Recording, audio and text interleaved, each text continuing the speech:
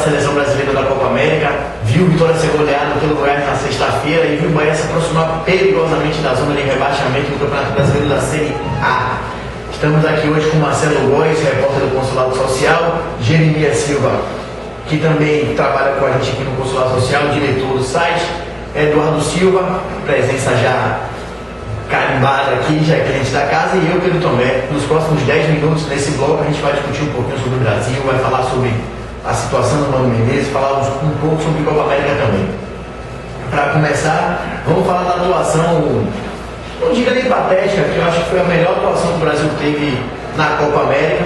Faltou competência, qualidade na hora da finalização, principalmente do atacante, dos dois atacantes, de Neymar e do marqueteiro Alexandre Pato. Perdeu algumas chances que não poderia ter perdido, o Brasil terminou saindo sim de forma vexatória, errando os 4 pênaltis na disputa de pênaltis, uma coisa que nunca teria acontecido. Até hoje ninguém fez um levantamento que mostrasse o Brasil sendo eliminado com todas as perdas de pênaltis, que foi qualquer coisa de horroroso. Eu já falei um pouco, acho que o Brasil jogou bem durante os 45 minutos, 120 minutos, jogou bem, criou bastante chance, mas não conseguiu fazer o gol, que era essencial. O gol talvez resolvesse a situação do Brasil, baixasse um gol, o Brasil já resolveria toda a situação dele contra o Paraguai. Mas, infelizmente, o gol não saiu, a gente foi para a final, para a prorrogação, desculpe. E o campo atrapalhou um pouquinho, realmente acho que atrapalhou, apesar do campo ter sido ruim para os dois times. O Paraguai fez gol, batendo pênalti. E principalmente no começo do André Santos, a gente viu a dificuldade que ele teve, porque a gente chegou a enterrar um pouco no chão, desceu, tinha muita areia no campo, mas foi ridículo. Isso não é indicativo para a ridicularidade que foi aquela atuação na disputa de pênalti. Eduardo, queria que você começasse, você que é um ferrenho defensor de Mano Menezes, o que é que você achou do jogo do Brasil? Concorda que foi a melhor atuação do Brasil na Copa América? Bom, primeiro, boa noite, boa tarde, meus amigos internautas, ao pessoal que acompanha a gente através das politicanas. Eu não sou um ferrenho defensor de Mano Menezes. Acredito que no decorrer da Copa América ele cometeu falhas de principiante. Muita gente brincou no Twitter depois, dizendo que o Mano não tinha experiência internacional, só treinou o Corinthians, etc. Mas a gente não pode prejudicar o trabalho. Está sendo feito um trabalho de renovação, inclusive eu até escrevi sobre isso no nosso blog consuladosportes.com.br, o pessoal dá uma olhadinha depois. O jogo foi o melhor jogo do Brasil, a melhor atuação do Brasil foi essa contra o Paraguai, certo? Principalmente porque os 4 principais jogadores do time jogaram. O Pato teve uma boa atuação, apesar de ter perdido vários gols, mas melhorou, foi melhor do que as outras 3. O Ganso teve uma boa atuação, para mim, já disse no programa passado, apesar do companheiro Jeremias discordar, volto a repetir, foi um dos melhores jogadores dessa péssima seleção na Copa América. O Neymar melhorou um pouco, e a grande surpresa para mim foi o Robinho. O Robinho foi a grande surpresa. A atuação foi muito rotina. A atuação, correndo atrás, fez o que o Mano pediu para ele fazer e morreu no jogo quando o Mano recuou ele para tornar ele o armador do time quando substituiu o Ganso. Eu acho que o campo é ruim, o campo prejudicou os dois times. Para mim não era o campo, ele parecia um futebol de areia. Todo lugar que você via tinha areia no campo. Mas se o campo é ruim para um, também é ruim para o outro. A seleção paraguaia é muito abaixo das últimas seleções paraguaias que nós vimos jogar, certo? Não é um grande time, não conseguiu uma vitória até agora na competição, chegou às semifinais com 4 empates, ganhando o Brasil nos pênaltis, mas não dá para errar 4 pênaltis. Não dá, nem na Várzea isso acontece. Nem nos tempos dos nossos jogos ali, companheiro Jeremias, nosso Ronaldo, perdia 4 pênaltis assim. É impossível. É inadmissível para um jogador profissional que ganha milhões e está ali para isso. Então, não sei se os companheiros concordam, mas acredito que o ponto alto da eliminação são as cobranças de pênaltis e o trabalho de Mano Menezes, a gente vai tocar nisso mais adiante, deve continuar. E aí, Marcelo, a ideia, a sua ótica da partida foi essa também? Olá a todos. realmente a seleção brasileira pecou. Pecou pela incompetência também. Não podemos esquecer do Justo Bidiar, fez uma partidaça, pegou uma bola na pequena área do Lúcio, pegou um belo chute do Ganso, enfim, fez uma belíssima partida. Fomos incompetentes nos pênaltis, eu não me lembro da gente perder tantos pênaltis. Para a gente que viu um Brasil e Itália em 94, era criança, acho que a partir daquele jogo ali eu comecei a amar o futebol. Aquele Brasil-Holanda, inesquecível Brasil-Holanda, que vencemos nos pênaltis, Tafarel deu show, pegou nos pênaltis. O trabalho tem que continuar. A seleção brasileira está renovando, o time aos poucos vai se encorpar, eu espero que o entrosamento venha com o passar do tempo, mas as lições devem ser tiradas dessa péssima campanha, dessas pífias atuações, enfim. Mas esse último jogo a seleção foi muito bem, mas pagou pela incompetência, tanto no tempo normal como nos pênaltis. Deixei o Globo com Jeremias por último, porque normalmente aqui tom de acidez vem normalmente deste rapaz, eu gosto de deixar por último, porque as comunidades dele normalmente são os mais interessantes. Polêmico. Boa noite, você internauta que está aí acompanhando a gente pela Twitchcam. Eu não tenho o que dizer ao Mano Menezes por conta da eliminação da seleção brasileira. Se fosse em qualquer lugar da nossa querida São Paulo capital, terra próxima do nosso amigo Eduardo, ele chegasse na quebrada, o cara vai perguntar: mano, que treta foi essa? Mano, por que você não treinou pênalti sabendo que tem uma situação, poderia acontecer essa situação? Mano, por que você cometeu erro de principiante, mano? Mano, o que foi isso? Você queimou 3 substituições onde você deveria dar um tom ao time mais agressivo. Você queima substituições porque você não treinou pênalti. Você teve que colocar jogadores que hipoteticamente não perdem pênalti na sua visão. E aí o que acontece? É eliminado pela seleção do Paraguai, uma atuação pífia, eu continuo discordando. Não dá para aceitar que a evolução de Pato, a evolução de Ganso, a evolução da crista de Galo de Neymar, esse puleiro todo que entrou naquele campo horrível, mas que era horrível para os dois, porque o Paraguai não mudou de lado, não mudou de campo, não mudou de estádio, não mudou de continente para cobrar pênalti. Então, não há como admitir, na minha opinião, a permanência desse cidadão que não está à altura da seleção brasileira, assim como os jogadores convocados por ele atualmente. Não vou dizer a você, Marcelo, que Neymar não tem condição de jogar na seleção brasileira, porque tem. Ele tem condição de jogar, vestir a camisa da seleção brasileira, agora jogar é outra coisa. Ganso, da mesma forma, um baita jogador, veste a camisa 10 da seleção brasileira. Olha a responsabilidade disso.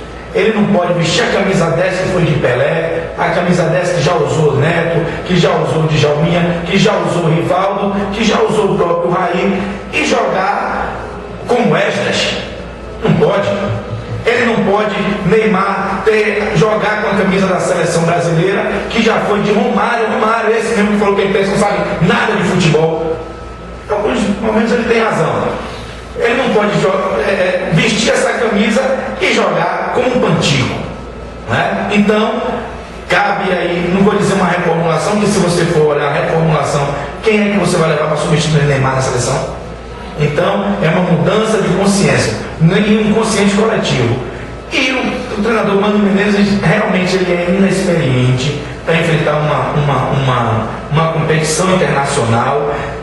Parece que não estuda, parece que fica olhando o futebol do Rio Grande do Sul, lá onde os craques do passado são demitidos a cada momento, como foi agora. Então, volte para o Rio Grande do Sul, faça um futebol lá, feijão com arroz, que você parece até que não vislumbrou, não verificou como é o futebol lá na fronteira. Eu acho que o Mano errou, principalmente na final, em 2 momentos. O momento que tirou os 2 principais jogadores da seleção. Os 2 principais que é um artifício da individualidade para decidir uma partida. No momento que ele tirou o Neymar para colocar, eu não entendia porque ele Fred. E tirou o Lucas, e tirou o Ganso para colocar Lucas. Lucas é um jogador que joga no meio campo, mas a característica é completamente diferente, não tem a qualidade de passe como tem o Ganso. Se perdeu completamente ali, não sei se ele pensava na disputa de pênalti, sei que ele fez uma bobagem muito grande. Acho que Eu disse a vocês que o Paraguai tinha muito peito para tirar o Brasil. muito, agora tem mais dois. Mais, fala o modo. Aliás, peitos é o que mais tem no Paraguai. Agora, eu concordo sim. Não vou, de hipótese alguma aqui, levantar a possibilidade de uma demissão.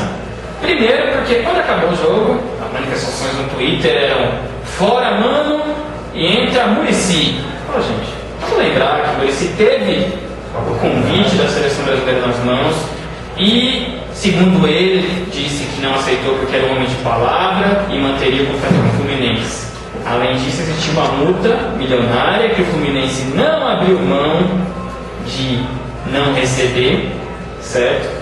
Pela briga que existia na época entre o presidente do Fluminense e o senhor Ricardo Teixeira. Eu aqui, Eduardo, lembrando que na Copa América anterior eu tinha Josué, Wagner Love, Júlio Batista e ganha a Copa América.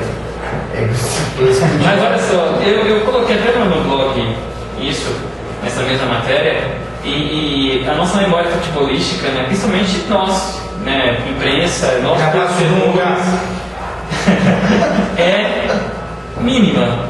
Vamos lembrar que em 2001 a seleção do senhor Luiz Felipe Scolari, citado por muitos veículos agora como um dos daqueles que mereciam voltar à seleção, perdeu. Hoje não, na minha opinião não. Foi eliminado na Copa América para Honduras, perdendo por 2-0 no tempo normal.